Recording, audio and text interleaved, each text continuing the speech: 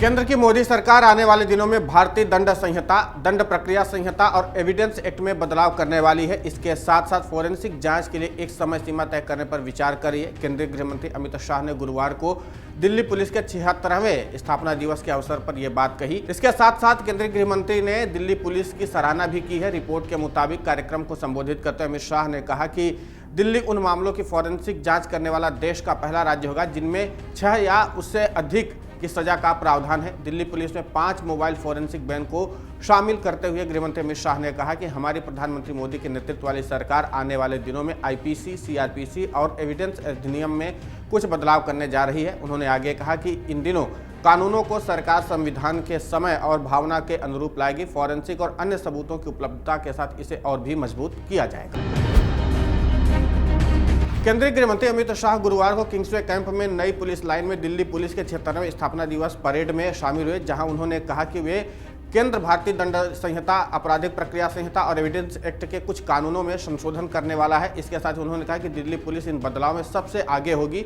गृह मंत्री ने कहा कि दिल्ली पुलिस की भी प्रशंसा करने लायक है, जो मार्च से राजधानी दिल्ली में होने वाली G20 से संबंधित बैठकों के लिए सुरक्षा मुहैया कराएगी। शाह ने सुरक्षा मुहैया कराने वाली पुलिस की तारीफ करते हुए कहा कि ये देश का नाम रोशन करेगी। उन्होंने कहा कि देश के आज़ाद होने के बाद से दिल्ली पुलिस अपने काम की वजह से जानी जाती है और देश भर में लोग इसकी सराहना करते हैं। सुप्रीम कोर्ट की 5 संविधान पीठ ने 2022 के महाराष्ट्र राजनीतिक संकट से संबंधित नवाब रेबिया फैसले की समीक्षा के सवाल को 7 जजों की पीठ को नहीं भेजा। उद्धव ठाकरे गुट ने सर्वोच्च अदालत के 2016 के नवाब रेबिया बनाम डिप्टी स्पीकर फैसले की फिर से समीक्षा की मांग करते हुए बड़ी पीठ भेजने की मांग की थी। सुप्रीम कोर्ट ने आदेश में कहा कि नवाब रेबिया फैसले की समीक्षा की मांग को मुख्य मामले की योग्यता के साथ सुना जाएगा और समीक्षा के लिए बड़ी पीठ के सामने नहीं भेजा जाएगा। सीजेआई DY चंद्रचूड़ और जस्टिस MR शाह, कृष्ण मुरारी, हिमा कोहली और PS नरसिम्हा की पीठ ने उद्धव ठाकरे और एकनाथ शिंदे के नेतृत्व वाले शिवसेना के प्रतिद्वंदी गुटों द्वारा दायर मामलों के एक बैच पर आदेश पारित किया है। 2022 के राजनीतिक संकट के कारण महाराष्ट्र में सत्ता परिवर्तन हो गया था।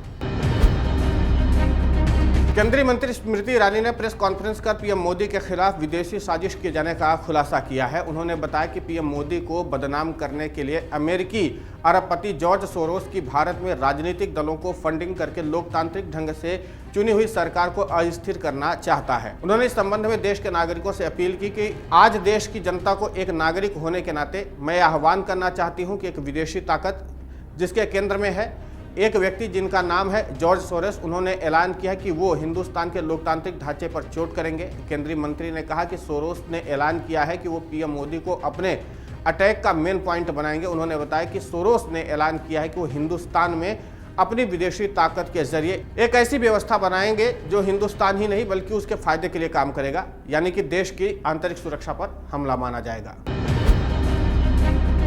बीबीसी के कार्यालयों में आयकर विभाग का सर्वे ऑपरेशन गुरुवार को खत्म हो गया। आयकर विभाग की टीमें दिल्ली, मुंबई के कार्यालयों से निकल गई हैं। आयकर विभाग ने कथित टैक्स चोरी की जांच के तहत बीबीसी के दिल्ली और मुंबई स्थित कार्यालयों में मंगलवार को सुबह करीब 11:30 बजे सर्वे ऑपरेशन शुरू किया था और यह करीब 59 घंटे तक चला। बीबीसी ने कहा कि उसके दिल्ली और मुंबई के दफ्तरों में आयकर विभाग ने अपनी कार्रवाई गुरुवार देर रात करीब 10 बजे पूरी की है। बीबीसी ने कहा कि इस जांच में हम आयकर अधिकारियों का पूरा सहयोग कर रहे हैं और आगे भी करते रहेंगे। हम अपने कर्मचारियों की भी मदद कर रहे हैं। हम अपनी निर्भीक पत्रकारिता जारी रखेंगे। बीबीसी ने आगे कहा कि कुछ कर्मचारियों को लंबी पूछताछ का सामना करना पड़ा और कुछ रात में भी दफ्तर में रुके रहे। हमारा आउटपुट और पत्रकारिता से जुड़ा काम बाकी दिनों की तरह चलता रहेगा। हम भारत और अन्य जगहों पर अपनी ऑडियंस को सेवा देने के लिए प्रतिबद्ध हैं। पश्चिम बंगाल के मुख्यमंत्री ममता बनर्जी ने गुरुवार को बीजेपी के नेतृत्व वाली केंद्र सरकार पर मेदिनीपुर जिले के घटाल एरिया में बाढ़ को रोकने के लिए बनाए गए प्लान को लेकर के निशाना साधा। उन्होंने कहा कि मोदी सरकार इसको लेकर के फंड नहीं दे रही। सीएम ममता बनर्जी ने मेदिनीपुर में कहा कि हम मेदिनीपुर में बाढ़ को रोकने के लिए घाटाल मास्टर प्लान बना चुके हैं। इससे 17 लाख लोगों को फायदा होगा, लेकिन केंद्र सरकार इसको मंजूरी नहीं दे रही है। राज्य के कई मंत्री नई दिल्ली में अधिकारियों से 3-4 बार इसको लेकर के मुलाकात किए हैं। इस प्लान में क्षेत्र को बाढ़ से रोकने के लिए मदद मिलेगी। उन्होंने दावा भी किया कि केंद्र सरकार हमें ग्रामीण क्षेत्रों में रोड बनाने और प्रधानमंत्री आवास योजना के तहत घर बनाने के लिए भी पैसे नहीं दे रही है। साल 2024 में लोकसभा चुनाव है, लेकिन अभी से ही चर्चा शुरू हो गई। विपक्ष की ओर से पीएम पद का चेहरा कौन होगा, अपने नाम को लेकर के हो रही चर्चा पर मुख्यमंत्री नीतीश कुमार ने गुरुवार को जवाब दिया। सीएम नीतीश कुमार ने महागठबंधन के नेताओं के 2024 में उनके प्रधानमंत्री बनने के लेकर के नारे जो लगाने पर बेगूसराय में उन्होंने जवाब दिया। कहा कि मैं ऐसा नहीं करने के लिए कहता हूं, मेरी कोई राजनीतिक इच्छा नहीं है। दरअसल हाल ही में नीतीश कुमार ने दिल्ली में आकर के अखिलेश यादव सहित कई बड़े नेताओं से मुलाकात की थी। इस दौरान उन्होंने कहा था कि वो विपक्ष को एकजुट करना चाहते हैं, इसका लक्ष्य बीजेपी को हराना है। इसके बाद से बात होने लगी थी कि क्या वो विपक्ष की ओर से पीएम पद का चेहरा होंगे।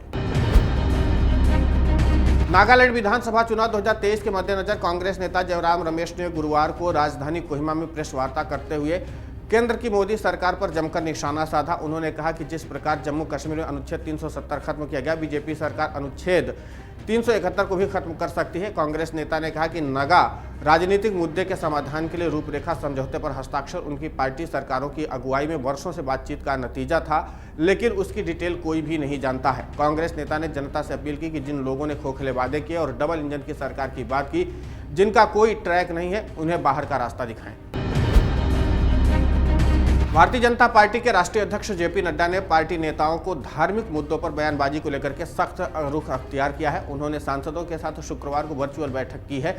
जेपी नड्डा ने कहा कि विवादित और धार्मिक मुद्दों पर बयानबाजी न की जाए। ये जानकारी सूत्रों के हवाले से सामने आई है। उन्होंने कहा कि ऐसे मुद्दों पर पार्टी के आधिकारिक प्रवक्ता ही बयान देंगे। नड्डा ने कहा कि धार्मिक मामले, सनातन धर्म जैसे विषय जिनके हैं वो देखेंगे, लेकिन राजनीतिक लोगों को इसमें नहीं पड़ना चाहिए और न ही बयान देना चाहिए। बागेश्वर धाम में जिसकी आस्था है वो नेता जाएं, पर बेवजह के बयानों से परहेज करें। पार्टी का थीम सबका साथ, सबका विकास और सबका प्रयास है और इसी थीम पर काम करें। बीजेपी अध्यक्ष ने यह भी कहा कि सांसद खेल स्पर्धा समेत अन्य कार्यक्रम पूरा करें, राष्ट्रपति के अभिभाषण पर जनता के बीच जाएं और प्रेस कॉन्फ्रेंस करके इसके बारे में अधिक से अधिक जानकारी दें।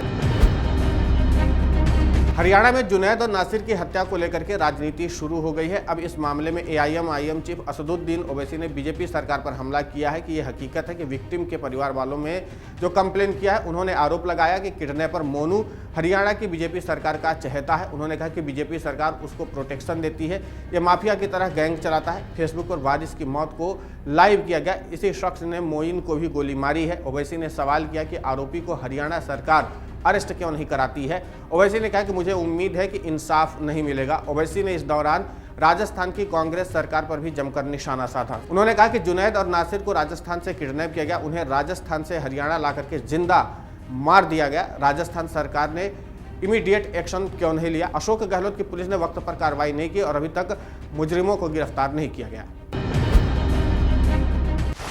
डाउनलोड करें अमर उजाला ऐप और पाएं खबरें लगातार। अगर आप ये वीडियो YouTube पर देख रहे हैं तो हमारे चैनल को सब्सक्राइब करें और बेल आइकन को दबाना ना भूलें। अगर आप Facebook पर ये वीडियो देख रहे हैं तो हमारे पेज को लाइक करें।